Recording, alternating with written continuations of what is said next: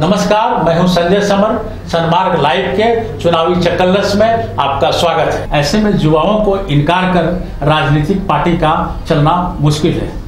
आज हम बात करेंगे रांची विश्वविद्यालय के संयुक्त सचिव सौरभ तिवारी जी से, जो हमारे बाएं तरफ बैठे हुए हैं। हमारे दाहिनी तरफ बैठे हुए हैं छात्र नेता जिनका नाम है कुमार रोशन। आप दोनों का बहुत बहुत स्वागत है सन्मार्ग लाइव में। सबसे पहले हम जानना चाहेंगे ये कि राजनीतिक पार्टी अभी युवाओं के लिए क्या सोच रही है। NSUI के आप नेता हैं, आप बताएं कि किस तरह से झारखंड के युवाओं को लेकर के हम लोग चलें तो आगे की बेरोजगारी भी दूर हो और उन छात्रों के बीच आत्मविश्वास भी बढ़े। निश्चित रूप से कोई भी नौजवान, कोई भी छात्र है, युवा है, अपनी पढ़ाई करता है, कॉलेज में जाता है और उसके बाद अपने बेहतर भविष्य के लिए उसे रोजगार की आवश्यकता होती है। रोजगार के मामले में हम ये सवाल पूछना चाहते हैं और चूंकि एक जागरूक नौजवान होने के कारण मेरा दायित्व भी है कि इस देश से, इस प्रशासन से, इस सिस्टम से हम सवाल पूछें। 2014 का घोषणा पत्र मुझे अच्छे से याद है। उसमें माननीय नरेंद्र मोदी जी ने हमने वादा किया था कि हर वर्ष 2 करोड़ नौकरियां हम लोगों को देंगे। क्या फ्री वाईफाई मिला? क्या नए विश्वविद्यालय की स्थापना हुई? क्या शिक्षा के क्षेत्र में कितना बेहतर भारत कर पाया है? तो इन सब सवालों के साथ जो है हम लोग चुनावी मैदान में हैं। हम सवाल पूछेंगे, आपको जवाब देना होगा। सिर्फ जवाब दे देने से, सवाल कर लेने से क्या छात्र नेता भी छात्रों के प्रति जिम्मेवार नहीं है? छात्र नेता निश्चित रूप से अपने स्तर पर हम लोग संघर्ष करते हैं, छात्रों की लड़ाई लड़ते हैं अपने कंधों पर। लेकिन अगर प्रशासन और जो सरकार होती है उसकी जो जवाबदेही है, अगर वो अपनी जवाबदेही से भागता है तो फिर निश्चित रूप से हम लोग उसको घेरने का काम करते हैं। आप बताएं कि झारखंड के विश्वविद्यालय के हालात कैसे हैं, क्योंकि झारखंड की राजधानी रांची है और रांची में ही रांची विश्वविद्यालय है, उसके ज्वाइंट सेक्रेटरी आप हैं। उस नज़र से बताएं कि झारखंड के विश्वविद्यालयों के हालात क्या है, शिक्षकों की क्या स्थिति है। अभी जिस तरीके से देखा जाए तो शिक्षकों की पहले कमी थी, लेकिन अभी कुछ दिनों से उस कमी को भरा गया है। पूरी तरीके से नहीं, लेकिन कुछ हद तक उसको सुचारू ढंग से नहीं। जैसे अभी तो एडहक अपॉइंटमेंट हुए हैं, परमानेंट तो हुए नहीं। तो क्या एडहक टीचर इंटरेस्ट ले पा रहे हैं? क्या आप छात्र नेता हैं तो जिम्मेवारी नहीं बन रही है कि हम VC से बात करें या हम गवर्नर के यहाँ जाएं? हमने इस मुद्दे को लेकर विज्ञापन भी दिया है VC सर को। ये बहुत सारे डिपार्टमेंट हैं, PG विभाग हो गए, नॉर्मल कोर्सेज जो हो गए, उसमें छात्र शिक्षकों की कमी है। लेकिन हाँ, कुछ हद तक जो कॉन्ट्रैक्ट बेसिस पे जो शिक्षक हैं उनको लगाया गया है और इन फ्यूचर हो सकता है कि जल्द से जल्द उसे। विश्वविद्यालय का शैक्षणिक माहौल कैसा है? विश्वविद्यालय का शैक्षणिक माहौल कहीं से भी शिक्षा के अनुकूल बिल्कुल भी नहीं है। आप किसी भी विश्वविद्यालय के किसी भी आप महाविद्यालय में प्रवेश करें या PG विभागों में प्रवेश करें, शिक्षकों की कमी है, स्टाफ की कमी है, सेशन लेट हो रहे हैं। अभी नर्सिंग का हमारा हमने आंदोलन भी किया कुछ समय पहले, उसका जो है 3 साल ऑलरेडी बीत चुका है। 4था साल चल रहा है 2015-19 सेशन का, अभी तक 3रा साल का जो है परीक्षा नहीं हुआ, तो 4था साल का कब होगा? तो लगातार जो है समस्याओं से जूझ रहे हैं और इस पे जो है कोई सकारात्मक पहल मुझे दिखाई नहीं दे। सरकार का मानना ये है कि अब पढ़ाई को हम लोग लेकर के चलें।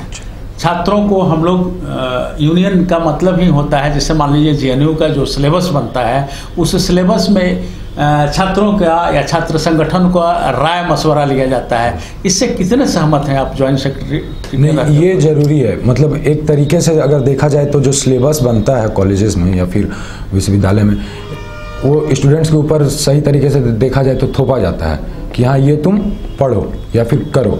जो अगर छात्र संगठनों से राय मशवरा लिया जा सकता, हो सकता है कि मान लेते हैं हम लोग के पास अनुभव नहीं है, लेकिन हाँ, कुछ ऐसा बात भी निकल सकता है उस जगह से कि छात्र हित में बहुत अच्छा हो सकता है। वो ऐसा है कि अभी निजी विश्वविद्यालय की बाढ़ आ गई। इस निजी विश्वविद्यालय से कितने लाभ है झारखंड के छात्रों की?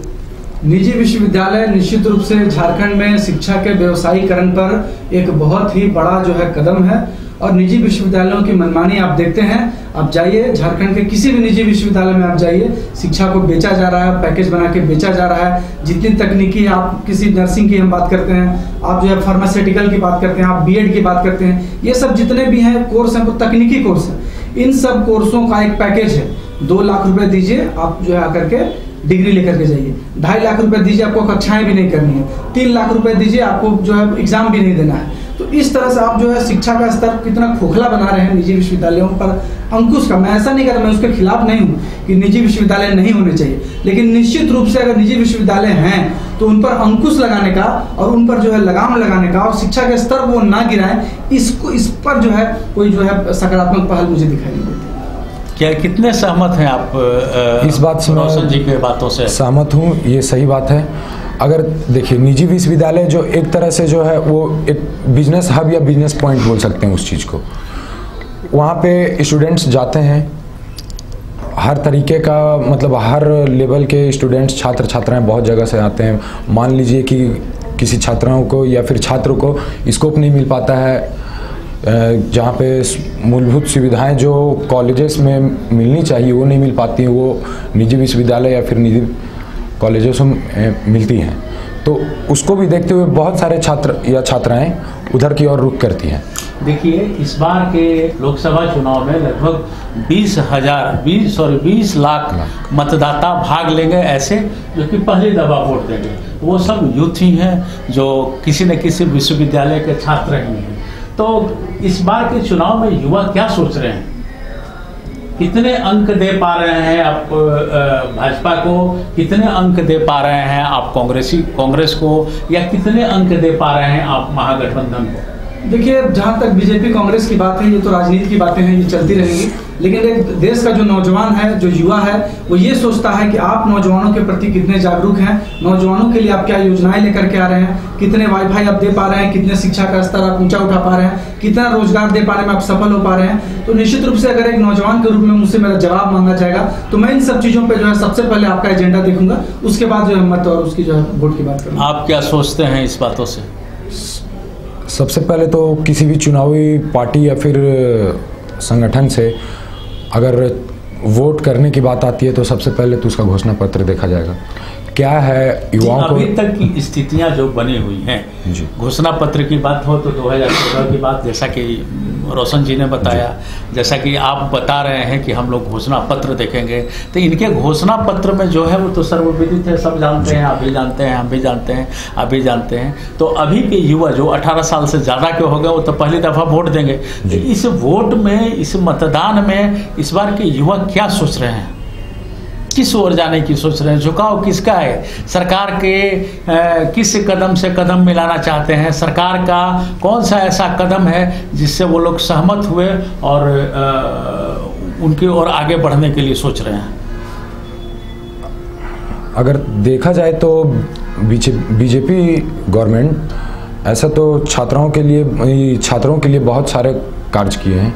ऐसा मतलब अगर सही तरीके से देखा जाए तो अभी ये आयुष्मान भारत जो कि गरीबों का मेडिकल हेल्थ कार्ड जो बन रहा है, जो गरीब सामर्थ्य नहीं थे कि हाँ हम 50,000 ये सब चीज़ें तो गरीबों को कार्ड बनना का, गरीबों को कार्ड बनवाना, ये सब तो आम जनता के लिए। हम बात युवाओं के लिए कर रहे हैं, उन छात्रों के लिए कर रहे हैं जो छात्र पढ़ाई कर करके निकले, उनको जॉब क्या मिल पा रहा है, जॉब के लिए किस तरह से काम कर रहे हैं, हमारी बात वहाँ चल रही है। उस पर क्या ख्याल है आपका?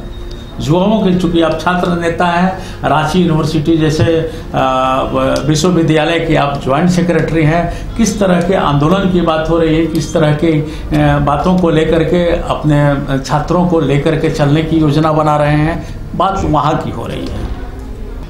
लोकसभा चुनाव को लेकर के क्या सोच रहे हैं युवा?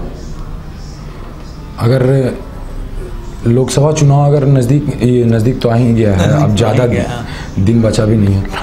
अगर सही तरीके से देखा जाए तो युवाओं का रुख बीजेपी की ओर रहेगा, क्योंकि इस बार का जो माहौल है वो युवाओं को लेकर ही बन रहा है। और सबसे ज़्यादा इसमें अगर सबसे ज़्यादा अगर कोई ठगा गया है तो नौजवान ही ठगा गया है। रोजगार के मामले में बात हो, शिक्षा के मामले में हो, तो सबसे ज्यादा अगर कोई ठगा गया है तो नौजवान ठगा गया है। तो इस बार के चुनाव में नौजवानों का क्या रुख होगा वो आप देख सकते हैं। रांची विश्वविद्यालय, अगर रांची विश्वविद्यालय की बात रही तो सबसे पहले अभी रांची विश्वविद्यालय में आप चले जाइए तो आए दिन जो है आपको स्टाफ आपस में मारपीट कर रहे हैं। नहीं तो रांची विश्वविद्यालय की जब बात उठी है तो कुछ दिन पहले विश्वविद्यालय छात्र संघ चुनाव हुआ था, उसमें विश्वविद्यालय छात्र संघ चुनाव में 80 सीटों पर चुनाव हुआ था। रांची विश्वविद्यालय का जो अपना जमीन है उसमें जो भवन बनना है वो जो है वो राह देख रहा है कब उसका भवन बनेगा।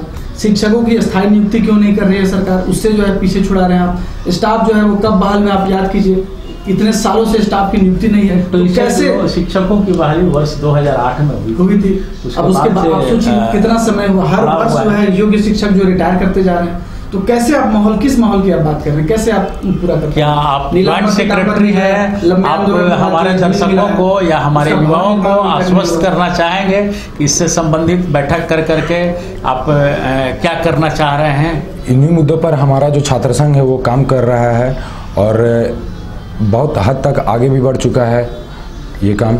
और जो भी होता है स्टेप बाय स्टेप होता है। मानते हैं कि कुछ समय जरूर लग रहा है, लेकिन हाँ पहले गड्ढों को भरा जाएगा तब बिल्डिंग बनेगी, ये नहीं कि गड्ढे में ही बिल्डिंग खड़ा कर दिया जाए। क्या बताएंगे आप, युवा किधर, युवाओं का झुकाव किधर है अभी, या युवा क्या चाहते हैं? हमारे सम्मानित साथी ने बताया कि पहले हम घोषणा पत्र देखेंगे। तो नौजवान अब सूचना एवं क्रांति का युग है, हम 21वीं सदी में है। अगर हम ये सोचते हैं कि हम किसी को सपने दिखाकर और सिर्फ जो है सपनों की बात कर, सपनों को बेच के जो है नया भारत बनाएंगे, ये करेंगे वो करेंगे, रोजगार देंगे, शिक्षा देंगे, अब हम बेवकूफ़ बनने वाले नहीं हैं। व्हाट्सएप, फेसबुक, ट्विटर का जमाना है, जागरूकता का जमाना है। नौजवान अपने हक के प्रति जागरूक है। आप उसको बेवकूफ़ नहीं बना सकते, आप सब कुछ कर सकते हैं, आपको बेवकूफ़ नहीं बना सकते। तो एक बार आपने काट की हांडी आपने चढ़ा दी, हमने नौजवानों ने मिल के जो है हमको वोट किया। अब जो है हम लोग देखेंगे जिनका भी जो है विजन बिल्कुल स्पष्ट होगा, एक नए भारत में हम लोग प्रवेश करेंगे। 21वीं सदी में हम लोग नौजवान अपने हक की लड़ाई अपने से लड़ेंगे, अपने वोट के माध्यम से लड़ेंगे। जी हाँ, बहुत बहुत धन्यवाद आप लोगों को। युवा अब जवान ही नहीं, क्रांति के बीच अब चलने को तैयार हो गए हैं और ये चाहते हैं कि जिनका विजन क्लियर होगा, जो युवाओं के लिए साथ देंगे, जो युवाओं को भविष्य को देखेंगे, उन्हीं के साथ हम रहेंगे, उन्हीं के साथ मतदान करेंगे। आप दोनों मेहमानों को बहुत बहुत धन्यवाद। नमस्कार।